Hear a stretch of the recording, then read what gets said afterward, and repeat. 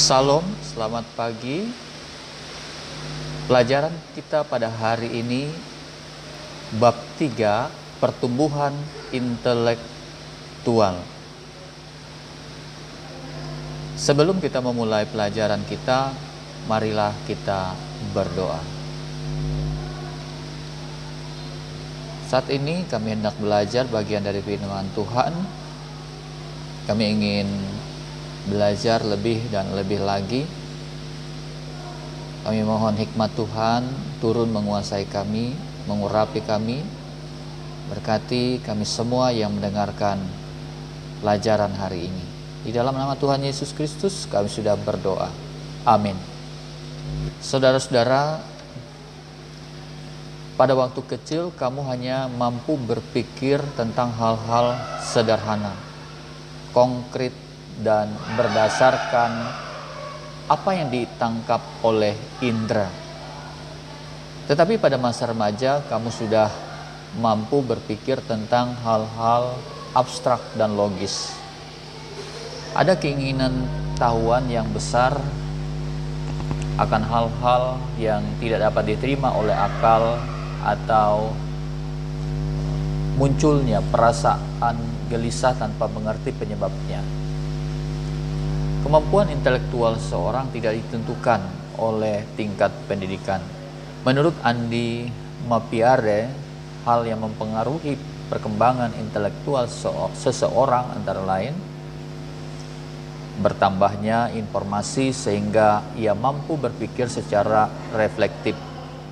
Kedua, banyaknya pengalaman dan latihan memecahkan masalah sehingga bisa berpikir proporsional. Ketiga, adanya kebebasan berpikir, yaitu keberanian menyusun hipotesis-hipotesis yang radikal, kebebasan menjejaki masalah secara keseluruhan, dan menarik kesimpulan yang baru dan benar. Aspek intelektual sangat penting bagi pertumbuhan menjadi pribadi dewasa, sebab cara berpikir ini akan menentukan cara pengambilan keputusan dan isi keputusan sehingga tidak mendatangkan penyesalan di kemudian hari. Dewasa secara intelektual berarti dapat menggunakan akal budinya untuk menilai benar tidaknya sesuatu, sebab pemikirannya sudah matang dalam mengatasi segala permasalahan dalam hidupnya. Untuk itu, baiklah kita mengingat bahwa hikmat Allah jauh lebih tinggi daripada manusia yang paling jenius atau berhikmat sekalipun. Ia mampu mewujudkan kehendaknya. Ia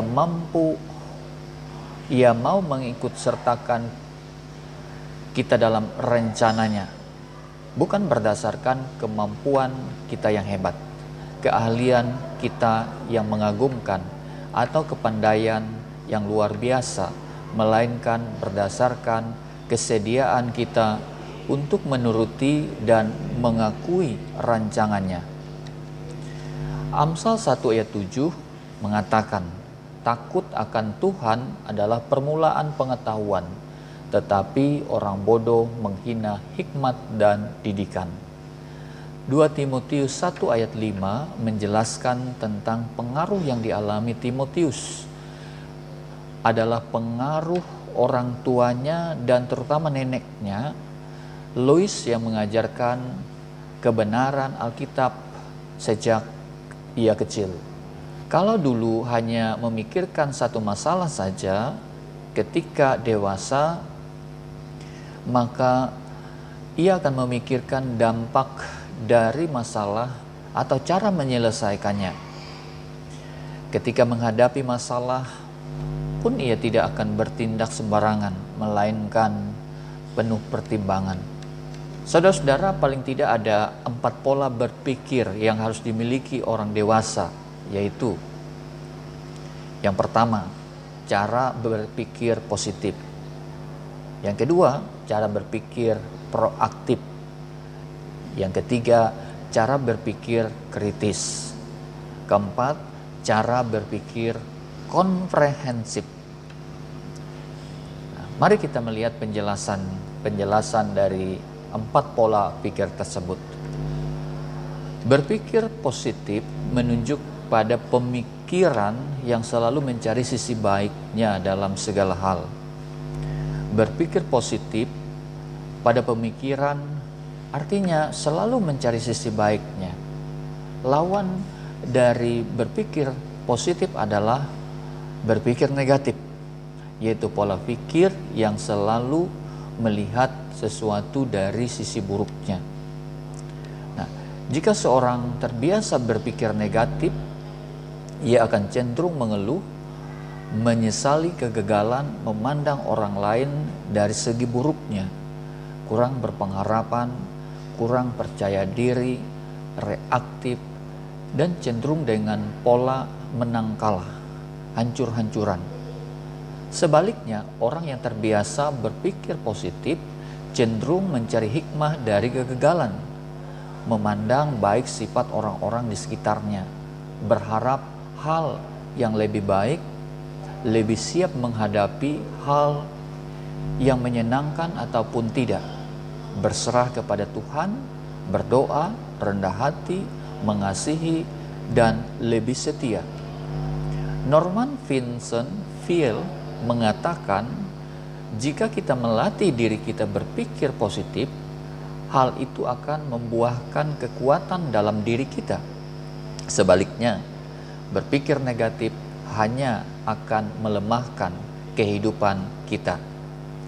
Berpikir positif harus dilatih atau dibiasakan, karena hal itu akan mempengaruhi pandangan orang-orang di sekitarnya ke arah lebih baik, berguna, dan membawa ketentraman.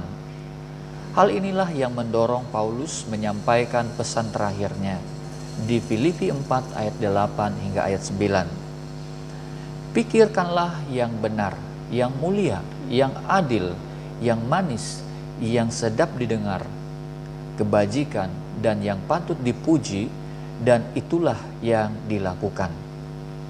Karena apa yang dikatakan kemungkinan besar itulah yang dikatakan atau dipikirkan. Yang kedua, pola berpikir proaktif.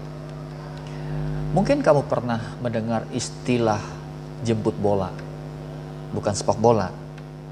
Istilah ini digunakan untuk menggambarkan tindakan inisiatif, mendatangkan bola daripada menunggu bola melinding ke arahnya. Sikap proaktif manusia adalah tabiat manusia yang mendasar dalam menanggapi dan berbuat sesuatu. Orang proaktif menggunakan pertimbangan terlebih dahulu sebelum merespon. Manusia memiliki kemampuan mempertimbangkan segala sesuatu.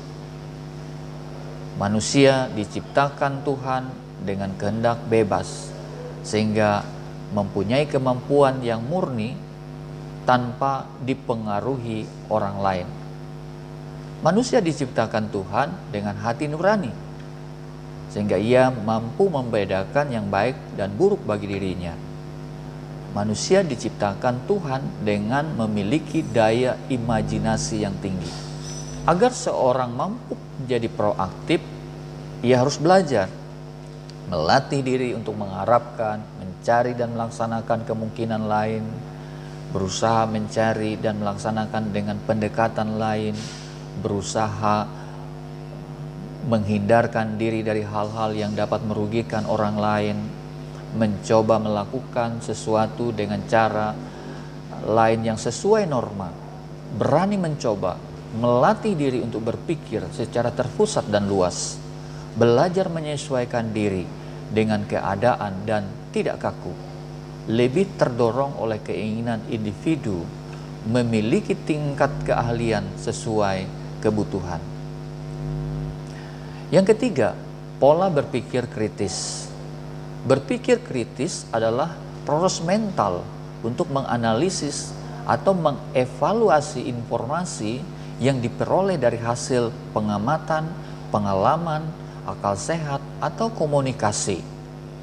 Pola berpikir kritis mencakup keterampilan menafsirkan dan menilai pengamatan, informasi dan memberikan argumen, meliputi pemikiran dan menggunakan alasan yang logis, mencakup keahlian membandingkan, mengklarifikasi, membuat kronologi, menghubungkan sebab akibat, mendeskripsikan pola, membuat analogi, menyusun rangkaian, memberi alasan deduktif dan induktif, peramalan, perencanaan, perumusan hipotesis, dan penyampaian kritik.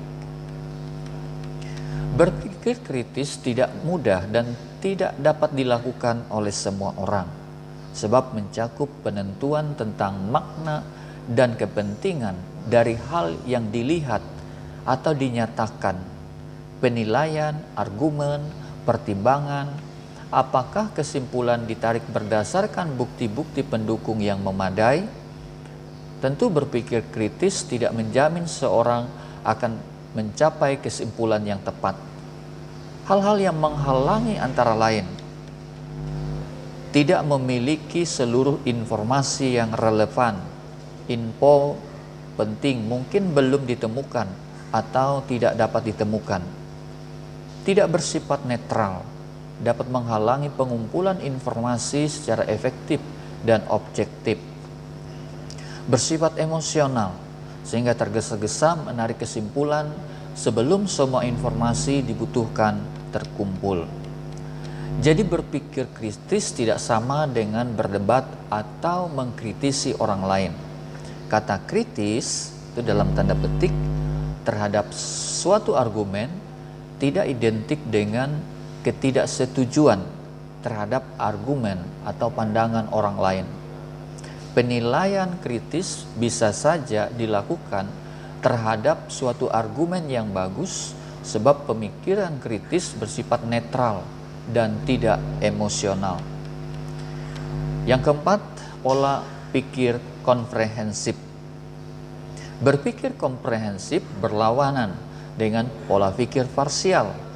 Berpikir komprehensif adalah berpikir secara menyeluruh dengan mempertimbangkan berbagai aspek dan atau sudut pandang. Memikirkan sesuatu dengan mempertimbangkan berbagai hal seperti penyebabnya, akibatnya untuk diri sendiri dan orang-orang terkait atau orang lain. Bagaimana cara melakukannya, kapan waktu yang tepat, bagaimana cara menyampaikannya kepada orang lain, bagaimana cara mempertanggungjawabkannya. Cara berpikir komprehensif juga sangat penting untuk memahami secara menyeluruh. Nah, berikut adalah contoh-contoh beberapa tokoh Alkitab dalam menghadapi masalah. Nah, kamu bisa meninjau cara berpikir mereka. Pertama, Hawa ketika bertemu ular. Ayub, Daniel, Yusuf, Pilatus, Salomo. Nah, saudara-saudara, sekarang Bapak akan memberikan kegiatan elaborasi. Kalian belajar dari Timotius, bacalah 1 Timotius 4 ayat 16, 2 Timotius 1 ayat 5.